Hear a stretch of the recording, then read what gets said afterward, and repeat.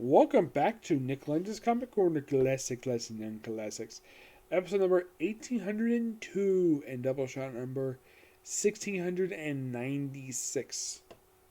Marvel trade and Image trade. First up we have King Thor. Simply put, the best way to describe this miniseries, the last Jason Aaron Thor story. Yep, the last one he ever did. He did this in between the conclusion of the previous volume for Thor and the current one.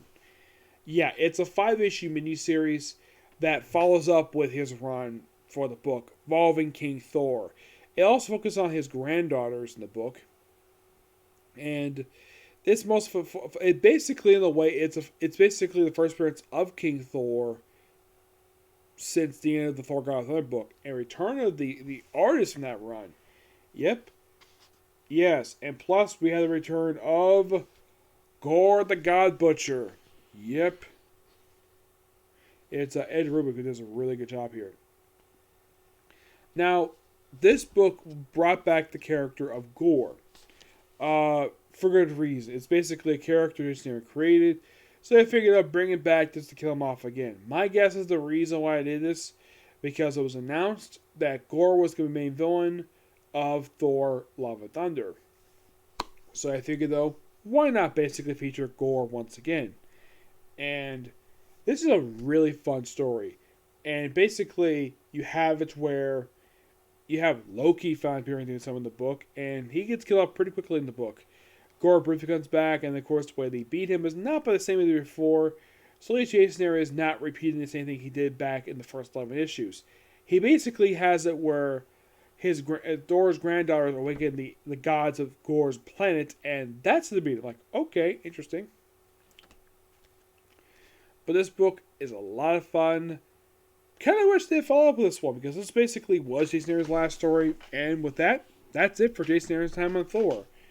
Mostly, anyways. There's actually a miniseries I'll pick up, but this was basically the end of the era. But this book is just pure awesomeness at its finest. Just really good. Next up, it is Spawn Origins Collection, Book 10. This collects issues 57 to 62.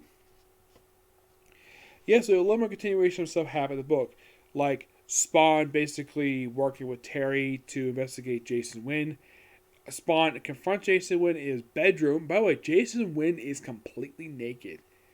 And he basically tells us, reminding back he is, in fact, Al Simmons. And after confronting him, of course, that happens a little bit after he basically spends time fighting the violated the first few issues. And then after deal with that, and of course, you have Cyan briefly kidnapped, then returned. And the book ends quite interestingly with Al Simmons' face, which has been burned to crisp. And it's like this in issue 1. And even though it's been out for 15 years, I'm going to spoil this. Al Simmons' face is restored. Yep, it is restored. Yeah, we finally get a chance to see, well, where people already knew he was black anyways due to flashbacks. But yeah, his face is restored. I'm like, that's an interesting plot wrinkle for Tom McFarlane. Yep, of course, Tom McFarlane does the writing for this book with basically artwork by Greg Capullo. The cover art, this, of course, is Clayton Crane's artwork. Yep, Clayton Crane does this one, which is like, that's interesting. I'll probably bring this from the sign when I go tomorrow. Yep. Yeah, really fun here.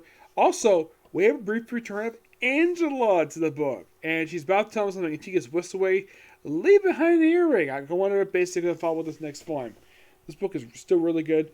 By the way, from January of 1997 to... This is the month they came out. January 1997 to...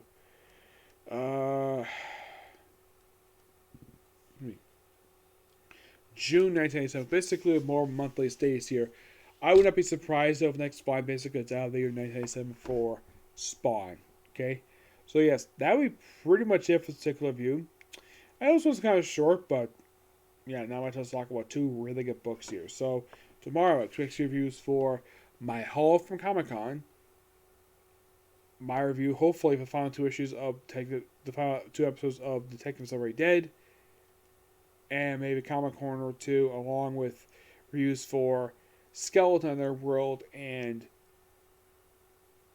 maybe if I get time, Kyle goes out of Levels War. Okay, next video. Bye.